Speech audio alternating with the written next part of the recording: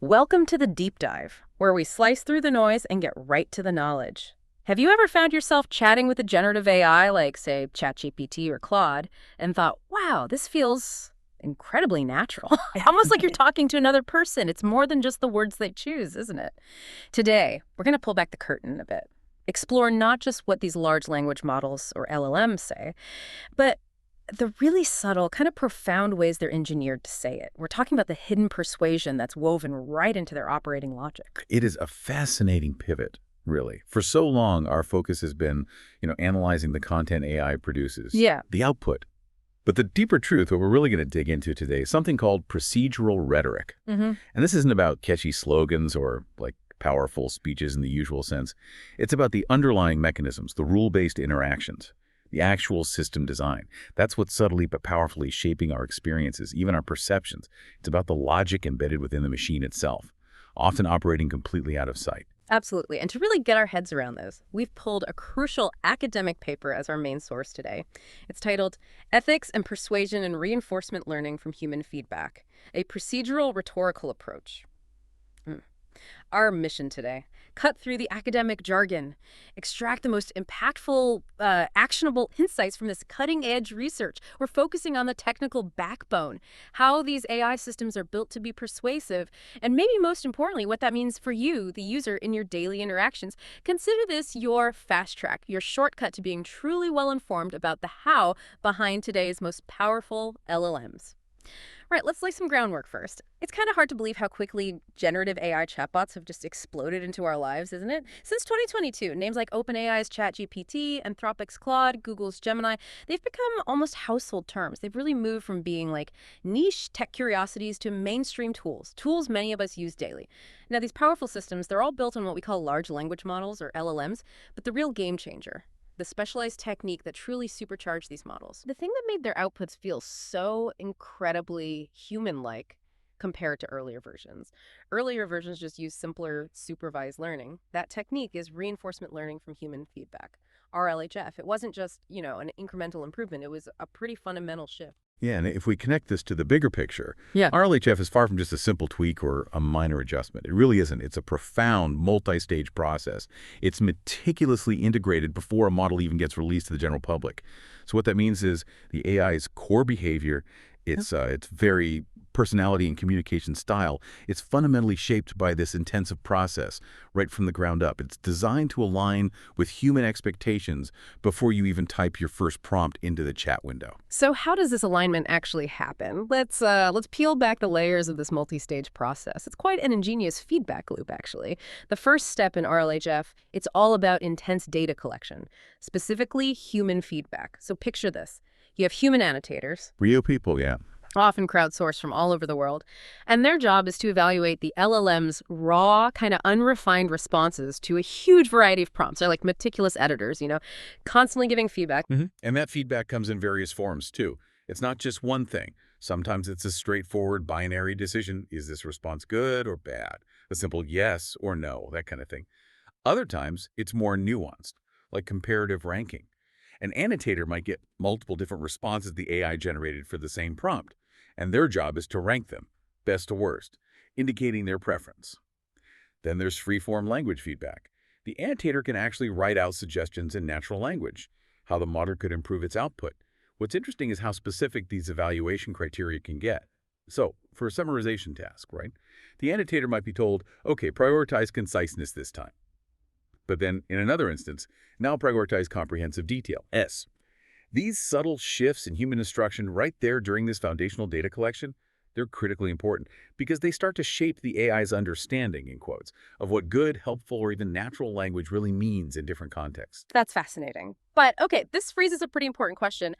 How do you possibly scale human judgment? I mean, you can't have humans evaluating every single AI output, right? Especially when these models are churning out billions of words a day.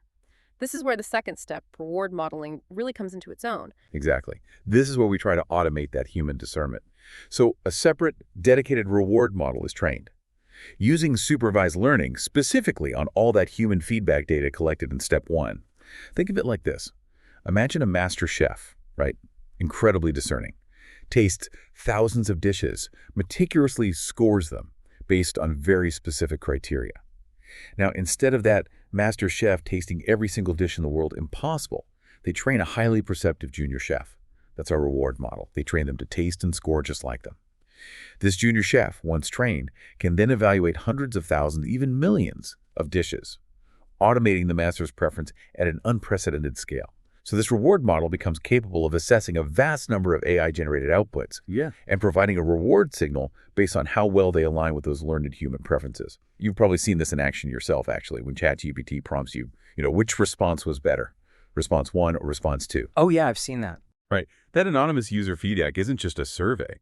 It directly informs this reward model, making it smarter, more refined, more aligned with what humans prefer over time. It's this continuous self-improving loop of learning. Okay, so once that reward model is humming along, accurately predicting human preferences, we move to the third and final step, policy optimization. This is where the core large language model's performance is rigorously evaluated and further fine-tuned, using the feedback from that learned reward model. It's like the master chef, the reward model, continually tasting the dishes produced by the main kitchen, the LLM, and giving instant automated feedback to make every subsequent dish better. The overarching objective of RLHF, it's incredibly ambitious, really. It's about aligning these LLMs with what humans generally prefer, while simultaneously mitigating critical issues that plagued earlier models. Serious issues. We're talking about reducing instances of toxicity, curbing hallucinations, where the AI just makes stuff up but sounds confident, and eliminating other undesirable or harmful responses. It's about making the AI not just capable of generating text, but also well-behaved, contextually appropriate according to human standards, and doing all of that at scale. Exactly. And to make that concept of well-behaved actually measurable, researchers typically define it through 3 high-level metrics. You'll hear these a lot: helpful, honest, and harmless. Sometimes honesty is even considered like a subcomponent of helpfulness. So you might just hear helpful and harmless. Let's give you a quick example for each just to make it concrete. For a model to be helpful, it means it successfully completes tasks you give it, answers your questions thoroughly. It can even ask clarifying follow-up questions if your initial prompt is maybe a bit vague. It should also intelligently redirect ill-informed requests, like if you ask it to do something impossible or, inappropriate. Helpfulness is actually quite broad. It covers everything from how informative it is to its coherence, relevance, all highly dependent on the context, of course. Honest means the model provides accurate information. And crucially, this is important, expresses appropriate levels of uncertainty when it genuinely doesn't know something definitive, rather than just fabricating information. Right, avoids making things up. Precisely. And harmless dictates that the model avoids offensive behavior. It refuses to assist in dangerous or illicit acts. And it acts with extreme care when providing guidance on sensitive or emotionally charged topics. These metrics, they're more than just buzzwords. They are the guiding stars for the human annotators during that training process. And assessing a model's behavior against them is an area of intense, ongoing research. It's not static. It's a dynamic, evolving definition of what success looks like in AI, constantly being refined as we learn more about how humans interact with these systems and what they truly need from them. All right. Now, here's where it gets really intriguing, I think. Who are these invisible hands, these unsung heroes, providing all that crucial feedback that shapes the AI? It's not always what you might picture. They're predominantly crowdsourced workers, often distributed globally. For instance, research indicates that a significant portion, around 50% actually, of OpenAI's crowd workers involved in this annotation process are Filipino and Bangladeshi nationals. And many fall into the 25-34 age bracket. On the other hand, Anthropic's annotator population, well, it has reportedly been largely composed of crowd workers from white ethnic backgrounds. These individuals, they typically undergo pre-screening. Often, a minimum educational qualification is preferred. And for specialized tasks, like, say, refining translation models, bilingual annotators with proficiency in both languages are specifically sought out. It really highlights the vast globalized human effort that's powering these seemingly autonomous systems. And this immediately raises a pretty complex question, doesn't it? How do you ensure high-quality, consistent feedback when you're relying on humans? With all their inherent variations, their backgrounds, subjective interpretations, it's incredibly challenging. Because even subtle errors or inconsistencies in that feedback can significantly hinder the final model performance. Therefore, clear, unambiguous, and precise instructions are absolutely essential, not just to prevent low-quality feedback, but critically, to avoid introducing systematic bias into the feedback loop itself.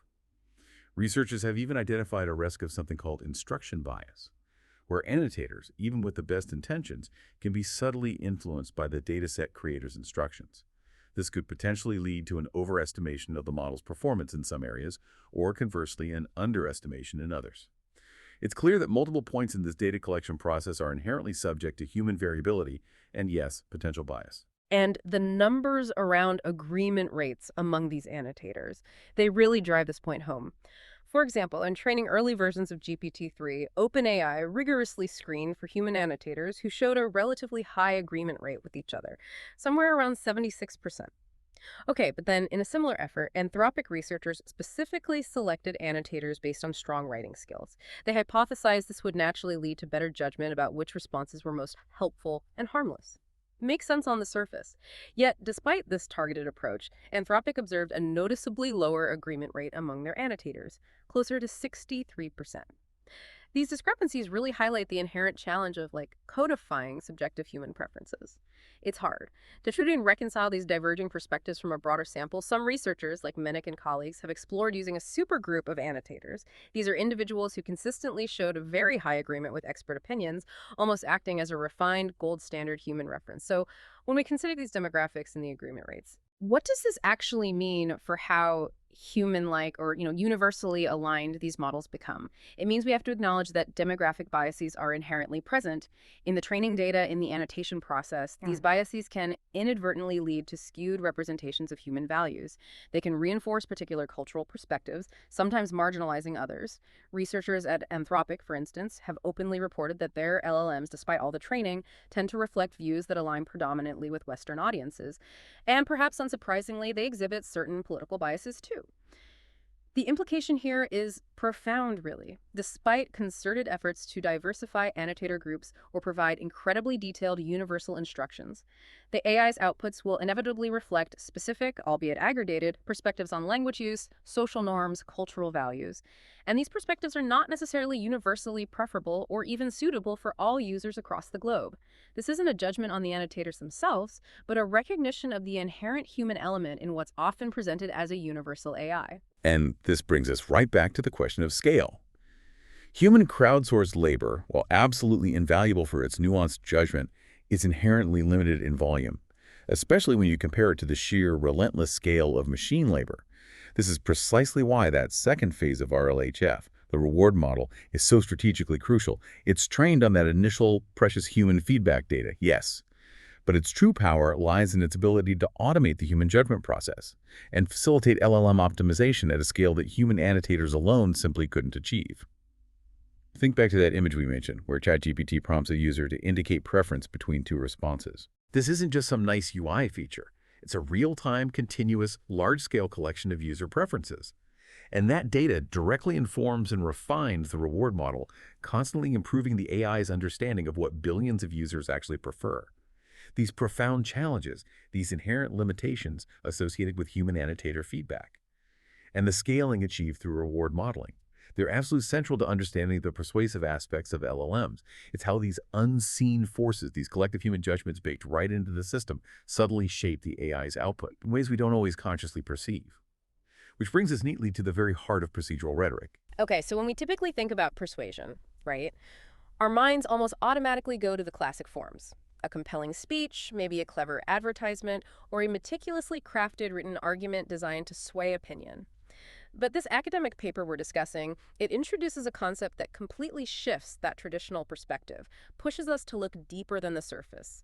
Rhetoric in its broadest sense.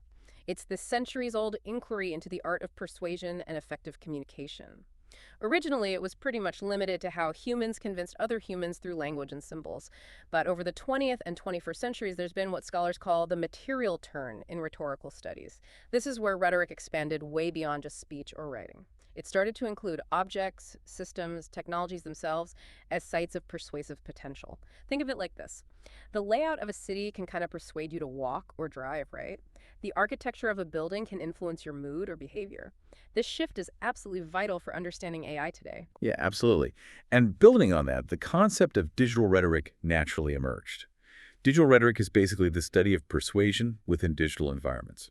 So this covers everything from the design of computer interfaces to the immersive worlds of video games, the structure of websites, the discourse on new media platforms, all of it. But a particularly insightful evolution within this field is what's called empirical digital rhetoric. And the key distinction here is crucial. Instead of just analyzing how users apply rhetorical strategies online, like how someone crafts a persuasive tweet or a comment, empirical digital rhetoric specifically measures how the computational systems themselves produce persuasion. Ah, okay. The system itself. Exactly. This means we're looking at the underlying programming, the algorithms, the system design that are inherently persuasive even before any content is loaded. It's about shifting our focus from the content users create to the very mechanisms through which technologies are programmed to shape our interaction and even our beliefs. So if we're talking about persuasion baked into the system itself, how does this apply to LLMs then? This is where Ian Bogost's concept of procedural rhetoric comes in. And it's really the foundational idea for our deep dive today. Bogost defines procedural rhetoric as, and I'm quoting here, the art of persuasion through rule-based representations and interactions rather than the spoken word, writing, images, or moving pictures. Let that sink in for a moment. It's not about what you see or hear in the traditional sense, but the implicit rules and processes that govern an interaction. It operates through what he terms symbol manipulation, how systems construct and interpret symbolic rules that govern human thought or action. Think of it like the rules of a complex board game, maybe, or even the hidden regulations that dictate how a bureaucracy operates. The system itself, through its rules, is subtly arguing for a certain way of thinking, behaving, or even perceiving the world. And Bogost takes this even further. He argues that procedures don't just guide behavior. They literally found the logics that structure behavior. So to study procedures is essentially to study the inherent values, beliefs, goals, and assumptions that underpin them. When we ask, for instance, how does this complex social system work in a cultural or political analysis, Bogost suggests we're effectively dismantling it to see what logics motivate its human actors. So for our purposes with LLMs then, we're asking, how exactly does RLHF work to enhance these models? And what are the deep-seated values, beliefs, goals, and assumptions embedded within that process that ultimately dictate what words, what ideas, even what tones appear before users? This is where software can become truly ideological, you see. It can enforce structures that users can't see, or maybe even alter, much like the hidden ideological stratifications found in legal or class systems. This applies directly to LLM features, their default settings, their inherent norms and assumptions about language, context, communication. It's persuasion baked into the very operating logic of the system, often invisible to the end user. So with this powerful framework in mind, let's explore 3 specific areas where these RLHF-enhanced generative AI chatbots exert a powerful yet subtle persuasive force on users through these procedural arguments. All right, first up. Let's start with how AI manages to sound so incredibly, almost uncannily human. It's not just about crunching vast amounts of text, is it? It's a profound, recursive process that deeply integrates human input, far beyond what you might initially imagine. Yeah, what's truly fascinating here is that every linguistic decision in LLM makes every choice of phrase, every sentence structure is procedurally an argument about how language should function. It's this continuous recursive loop. The LLM first generates probabilistic responses based on its colossal training data. Then the human annotators step in, providing crucial feedback, rating, ranking, even offering free-form natural language suggestions for improvement. This human input, in effect, it doubles the procedures around text generation, constantly refining the model's output for efficacy and, crucially, for that elusive quality of naturalness. This highlights a really profound interdependence.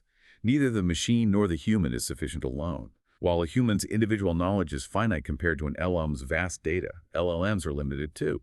They fundamentally require human training to produce plausibly human-sounding, contextually appropriate answers. This creates a fascinating recursive dynamic. Humans initially build and train LLMs, and then in turn those very LLMs subtly train humans through their outputs. Reinforcing certain linguistic patterns, turns of phrase, conversational rhythms, we actually begin to adapt to the AI's natural way of speaking, even if it's fundamentally an artificial construct. And the implications of this, for you, the user, they're significant. These seemingly authorless rules about what constitutes natural or correct language, they have profound consequences. The intricate training models, the extensive human involved, it's often black boxed, right? Opaque to the user. You, as a user, you can't easily peer inside and understand why certain responses were deemed better and selected as the primary option. This makes the selected text an authorless argument for what constitutes correct expression. even when it might reflect embedded biases, unacknowledged stereotypes, or specific cultural assumptions from the training data or the annotators. You have no way of knowing the annotator's specific biases or a particular worldviews embedded in the choices made during training. For instance, research by Fleissig and colleagues has demonstrated how LLMs can inadvertently reinforce the hallmarks of specific dialects, linguistic communities, or regional groups, thus subtly propagating linguistic biases rather than embracing broader diversity. The direct consequence for users, especially students, I think, is particularly concerning. When they increasingly rely on generative AI for writing tasks, they might unwittingly adopt perspectives, voices, even rhetorical strategies very different from their own authentic expression. This can lead to a growing disconnect between their own thoughts and the polished, yet procedurally biased, output of the AI. A significant concern raised is the potential atrophy of the ability to develop and articulate ideas in their own words. I mean, if the AI consistently provides what it deems the best way to express something, users might lose that critical muscle of struggling with language themselves, understanding nuance, developing a unique voice. This procedural shaping of language truly raises fundamental questions about the trust and reliability of digital writing, and how we learn to express ourselves in an increasingly AI-mediated world. And this brings us to a fundamental challenge, really. RLHF aims to align LLMs with human preferences, right? But this often relies on what are called universal framings. Unfortunately, these universal framings frequently obscure the fundamental question of whose values are actually being captured and aligned with.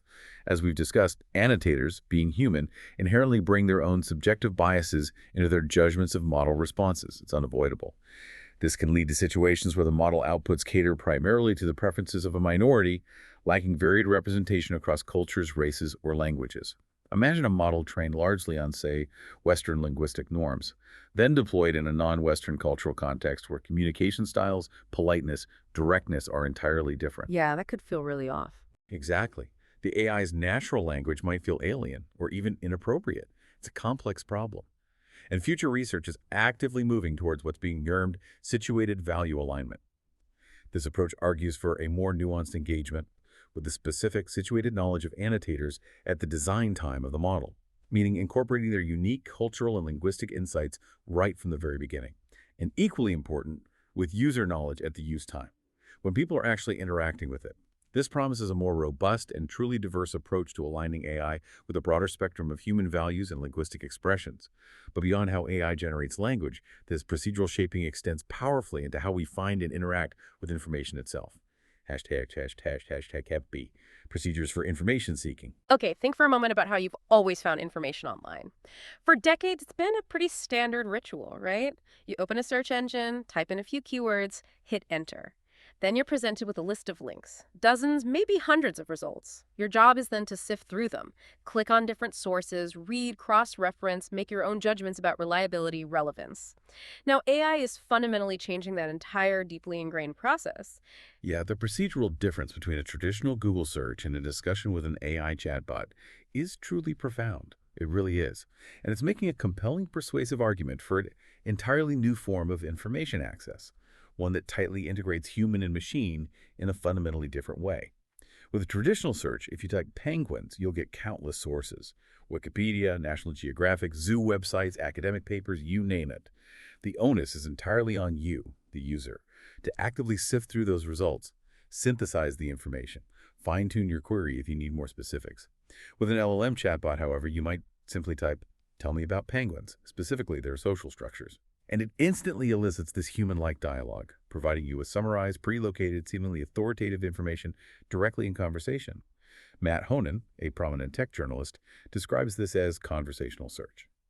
The ability to naturally describe what something looks like or articulate a complex issue you're facing, and instantly receive an almost human explanation expertly compiled from disparate sources. This, Honan suggests, spells the end of the canonical answer. Interesting phrase. Yeah, meaning we're moving away from the idea of a single definitive source or a static page of search results towards a curated, synthesized, and highly dynamic conversational response.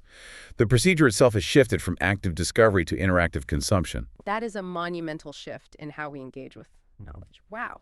The procedural change here means the onus shifts dramatically. No longer is it primarily on the user to actively find, consume, and comprehend information of varying levels of difficulty, relevance, reliability. Instead, you're primarily receiving pre-digested, tailored information. From a user experience perspective, it's often a much more satisfying experience, isn't it? Because the information is, so to speak, tailored to your individual query, presented in a familiar conversational format. This dialogic method is further enhanced by the LLM's sophisticated use of first-person pronouns, hedging language like "I understand that" or "it seems that," and just natural conversational responses. This fosters conversations that appear bidirectional. Even though the AI is fundamentally a complex statistical model just adapting quickly to your inputs, this perceived humanness, it has a significant impact on user trust and reliance, often in ways we might not fully grasp. And this raises a crucial question. What are the long-term consequences of this dramatic shift in how we seek and consume information? Studies, like one by Kim and colleagues, have uncovered something quite telling. People tend to agree more with an AI system when its responses are delivered confidently, whereas an AI's expression of uncertainty actually decreases user agreement. Oh, that's interesting. Yeah, it suggests that our trust and reliance on AI systems are heavily influenced not just by the information's content, but by the chatbot's perceived certainty in its delivery. Even more concerning, research by Gagos et al. Found that content explicitly labeled as AI-generated still doesn't diminish its persuasive effects on users. Really? Even with the label? Even with the label. This is a significant finding because it means the responsibility for carefully moderating and mitigating users' expectations of trustworthiness. It falls heavily on the LLMs programmers and designers. In fact, researchers from Google DeepMind have openly acknowledged that advanced AI assistants might, in the future, selectively choose sources they hypothesize humans will find most persuasive, potentially even incorporating false information to construct arguments that are compelling but ultimately misleading. This creates a kind of procedural argument within the AI that might prioritize perceived persuasiveness over factual accuracy, potentially leading to obscured biases and unreliable results without the user ever being fully aware. This points to two key areas for future consideration that are highly relevant for you, the listener, and how you navigate this digital information landscape. Firstly, if there's an increased, almost instinctive reliance on AI for rapid research and information summarization, there's a risk that users may struggle more with fundamental skills, like identifying reliable primary sources, interpreting complex original texts, and ultimately thinking critically about the information presented to them. This isn't to say AI is inherently bad, not at all, but it highlights the growing importance of AI literacy, understanding its limitations, its inherent biases, how to effectively verify its output. This also points to the need for discipline-specific generative AI training, equipping users with the knowledge to use these tools effectively and responsibly within their field. Secondly, and this is a point that often gets overlooked, many of the most advanced, high-performing AI chatbots and tools are increasingly locked behind paywalls. Right, subscription models. Exactly. This means access to the most sophisticated LLMs, with their potentially superior accuracy, truthfulness, safety features. It becomes a matter of financial ability, along with access to high-speed devices and reliable internet connectivity, of course. Furthermore, many free versions of AI platforms often leverage user data, the prompts you enter, the conversations you have to continuously improve their models. So, non-paying users need to be acutely aware of the privacy implications of inputting personal or sensitive information. This creates a significant equity issue regarding access to advanced knowledge and tools, an issue that may grow as LLM sophistication increases, potentially exacerbating the digital divide and creating a two-tiered information landscape. How we address these procedural access questions that will really shape societal equity going forward. #####C. Procedures for interpersonal interactions and relationships. Okay, now let's turn to perhaps the most intimate way RLHF is reshaping our world. For centuries, our relationships have been defined by human-to-human interaction, right? With all its beautiful complexities and, imperfections. But now we're seeing AI companions like Replica and Character.ai stepping into roles traditionally filled by humans, fundamentally blurring the lines of what a relationship can even be. Yeah, and what's truly fascinating here is how these AI companions are procedurally designed to bypass inherent human limitations. While Replica, for instance, stated back in 2023 its intention to use RLHF to enhance its model, though specific confirmation for other social chatbots is often opaque, the procedural implications are pretty clear across the board. These social chatbots operate by following incredibly sophisticated scripts and rule sets. These define their personalities, their response patterns, their linguistic habits. They're literally designed to interpret user input and then enact specific procedures for interaction. For example, if a user expresses sadness, the AI is programmed to identify key emotional cues and respond with predefined strategies to cheer them up. Maybe a joke, words of affirmation, empathetic statements, that sort of thing. If a user expresses affection or gratitude, the AI is designed to reciprocate those sentiments, often with language that feels incredibly personal and warm. These are essentially hardwired human social habits, meticulously translated and encoded into LLMs. And unlike humans, these chatbots possess certain, well, unnatural advantages. They are never bored. They're never truly tired. They're never ill, though they might, anthropomorphize and simulate those states for added realism. Right, Yeah. pretend to be sick. Exactly. Essentially, as long as the subscription is paid, the model is always game, offering unwavering availability and attention. Furthermore, AI chatbots can inhabit incredibly specific personas or be molded to the exacting specifications of the user. Think about platforms like Character.ai, where users can create highly customized characters, from historical figures to completely fictional companions. While Character.ai claims to use an unbiased language model, the potential for highly tailored, often idealized companions remains very real.